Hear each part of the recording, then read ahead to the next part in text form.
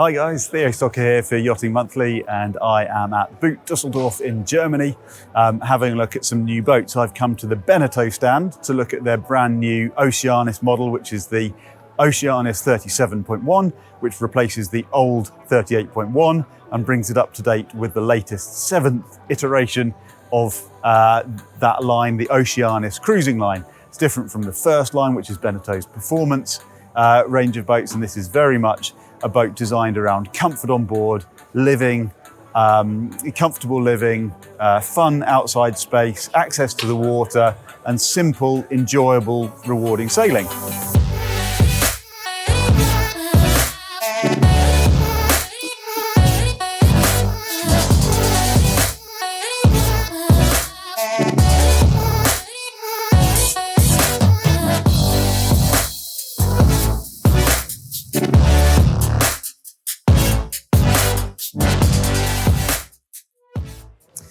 As with all of the other boats in the range, they are designed by Mark Lombard, and it is really following the current trends for maximising volume without impacting on sailing performance or even improving sailing performance. And that is done largely by pushing the beam of the boat further forwards, introducing full length hull chines and these really wide flared bows just above the waterline, so you've got a narrow waterline beam. This boat, the waterline beam is exactly the same as the old 38.1, and it's no beamier as a boat overall, but the beam is carried much further forwards. And you've also got nearly vertical topsides down to that first flare, down to that chine. So that gives you loads more space down below, and it gives you a bit more righting moment as the boat heels over as well. They've tried to keep it simple on deck and easy to sail. There are 3 versions of it in terms of performance and rig, and there's a few layout options. So we're going to hop on board and you can see what you think. So I thought we'd just pop down and have a look underneath the water, as it were.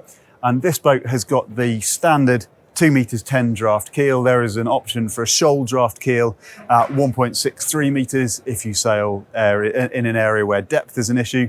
You can see it comes with a standard tunnel bow thruster, and you can also here get an idea of the flares and the hull chine here. You can see that hard line above me. This boat is quite an interesting one because they've actually put in an electric motor. Here you've got a torpedo pod drive. Now that is only an option if you're going to sail that on inland waterways, so lakes, European lakes, UK lakes, that kind of stuff, because you've got a range of about an hour at 5.5 knots, something like that. So you can probably boost that with a little bit more battery. But realistically, if you're offshore cruising, you're going to want a number of hours range for safety.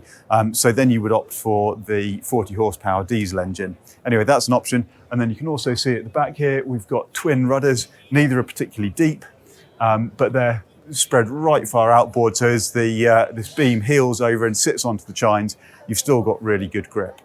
Let's go aboard. So starting at the stern, you come onto this absolutely huge bathing platform. And one of the things with this design is they've really worked on access to the water. There's a little step here. Life raft goes underneath the lazarette, and then the helms have been pushed right outboard with little fold-away helm seats. And I come on straight into this big open cockpit. So as we saw under the waterline, you've got twin rudders. On deck then, we've got twin wheels. They are right out at the quarters, relatively far aft. You couldn't get much further aft, but you have got a little stern seat. There's no locker underneath that, and that folds up out of the way.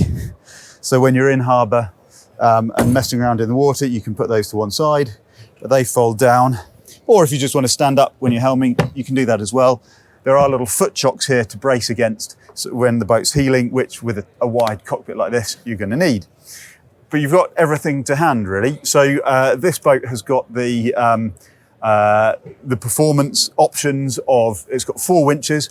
On the standard version, you just get 2 winches up on the coach roof, and that would be with an in-mast furling main and a self-tacking jib. This one is fitted for an overlapping genoa and for a slab roof main, so you get a little bit more performance, and you can have extra sail area because there's no backstay on this boat, so there's nothing to obscure where I'm sitting, to interfere with where I'm sitting. And it also means you can put a bigger roach on your mainsail and it's not going to hit the backstay. Other than that, I've got Lumar steering here, and this boat, as I said, has fitted with the electric drive, so I've got my Torpedo throttle control here. If I want to, I can sit outboard, and then I can control the main sheet and the Genoa from this winch or the winch on the other side, and they're led aft along the coaming top to this set of jammers here.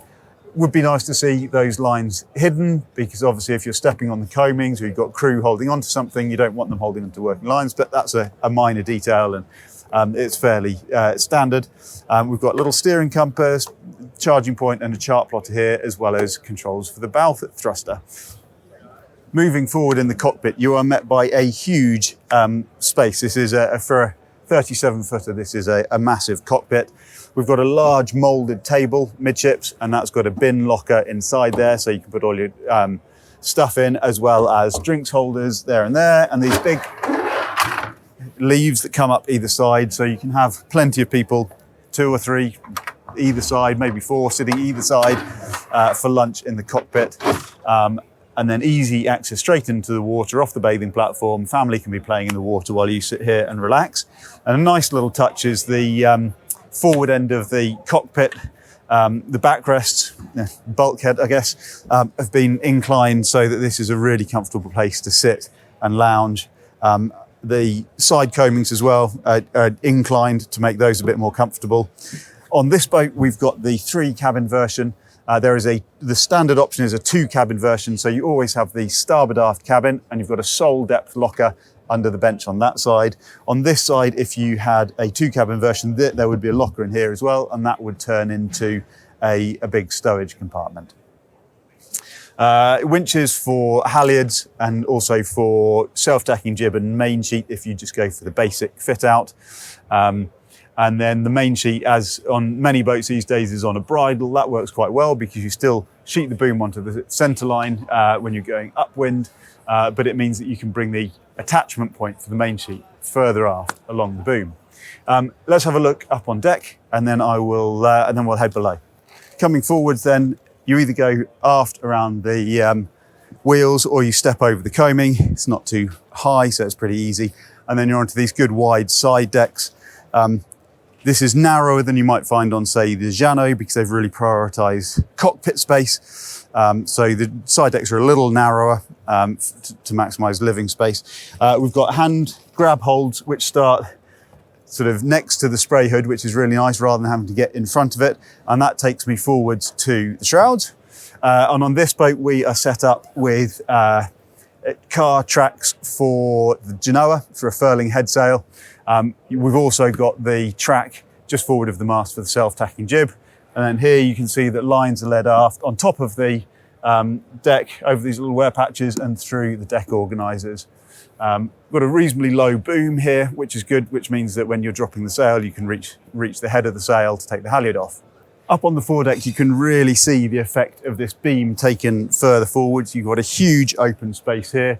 This is all with grip moulding underfoot, and then a big space that you could have sun pads, cushions to lie out, sunbathe in harbour. You can imagine that being very pleasant. We've got plenty of ventilation for the forward berth and for potential heads compartments. At the bow then, we've also got a good deep anchor locker and a reasonable sized bowsprit with a single bow roller for the anchor and anchor stowage in there, and then a couple of securing points for off-wind sails.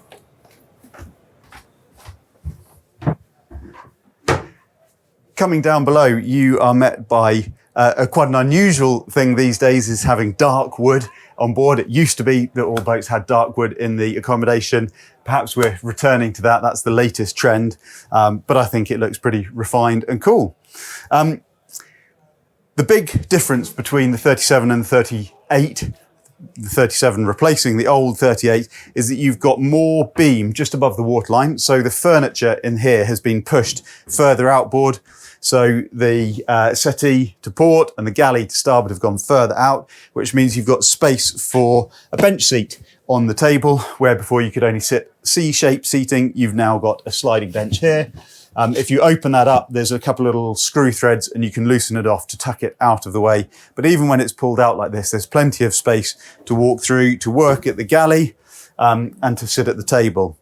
Now, the galley is a longitudinal galley. That is the only option. You can't have a C-shaped galley. And that's standard.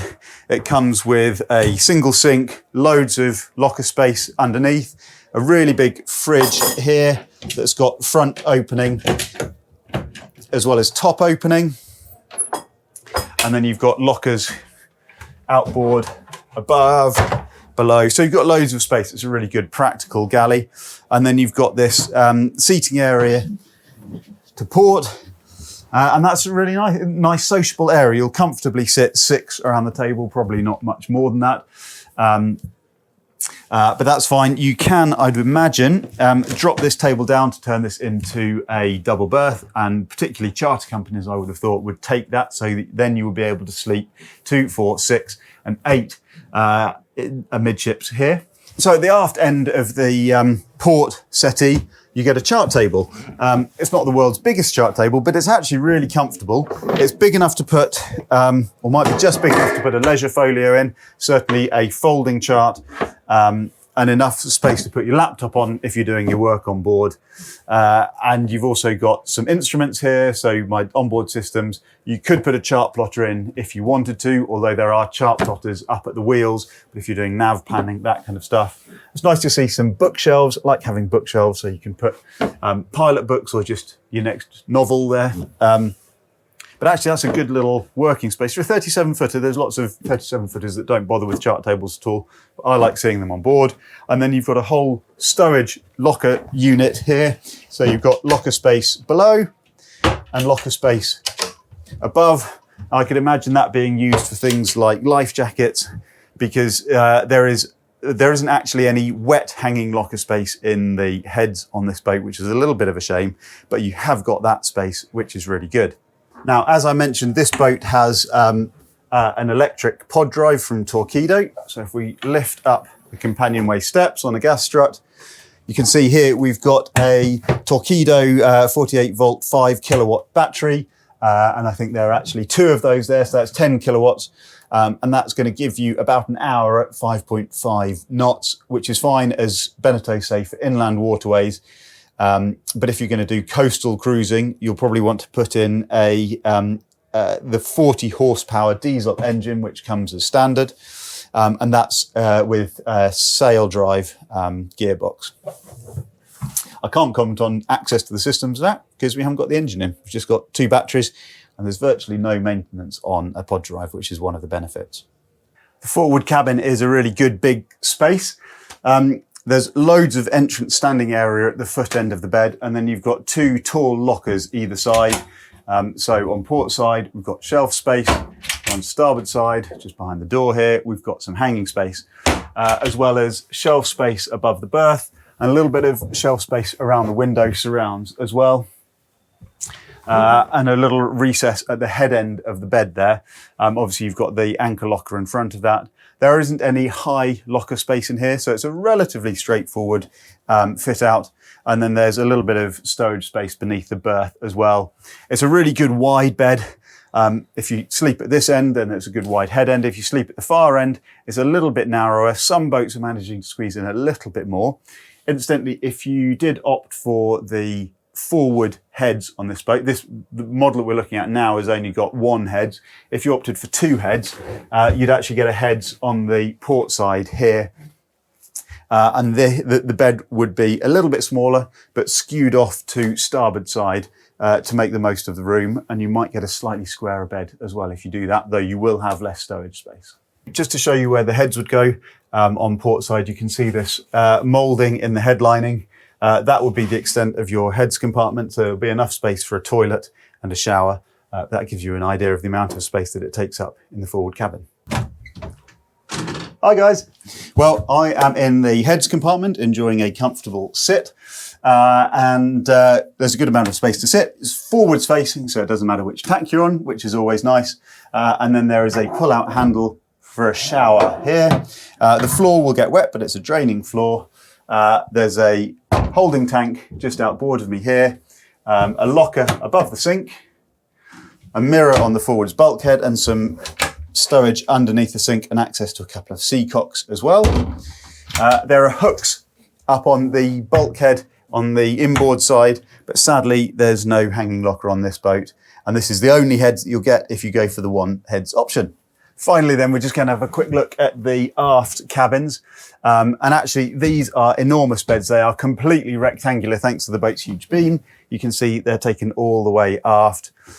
We've got a shelf outboard. Sadly, that's not stowage in there. There are various systems in there. But you have got a good amount of headspace. We'll have a quick look in the starboard aft cabin as well, because where there's a cockpit sole depth locker, you lose a little bit of space over the berth, but this is a really nice big berth and there's plenty of space. There's one opening hatch above me here and there's another one behind me. On this boat, you don't have any hull windows in the aft cabin, which some boats do have. This one hasn't got it, although you've got 3 hull windows, 2 in the saloon and 1 in the forward cabin. Right, well that is the Beneteau Oceanis 37.1. I hope you've enjoyed having a look. Now, my impressions are that this is going to be a boat that's simple to sail, but by all reports it's really fun and engaging to sail, and that's certainly been our experience with other Mark Lombard boats in the Beneteau Oceanis range, and I'd expect the same to be true for this one. There's loads of space on deck, so I'd imagine it will appeal to crews in the Mediterranean. That said, put a spray hood up, a bimini up or a tent up, and it's going to be a really comfortable boat for UK cruising as well. Generally, my impression is that having these really big volume hulls genuinely creates more writing moment, and actually because of the chines and the narrow waterline, it has much less of an impact on upwind performance and comfort in a seaway than you might expect. Obviously, you've got 2 keel draft versions, shoal draft or standard. If you're after a performance cruiser, you're probably going to look at something with a deeper draft, or you might go to another brand that has more of a sort of a focus on performance, or you're going to go over to Beneteau first and you're going to have a look at the first 36, which is more or less the same size as this, but entirely focused around performance. Price-wise on this boat, you're looking at about 215,000 euros. I'll convert that to pounds later for the basic boat without VAT. You add on VAT at sort of 20% odd, and a few of the options as you've got on this boat, the extra cabin, we don't have an extra heads, but some of the extra winches and performance pack, and you come in at about 315,000 euros. So that's going to be a little bit lower for pounds as well. As ever with Beneteau, they know what they're doing. The boat has been built to a keen price. It's been well designed and well thought out and tested over 7 generations of the Oceanis family.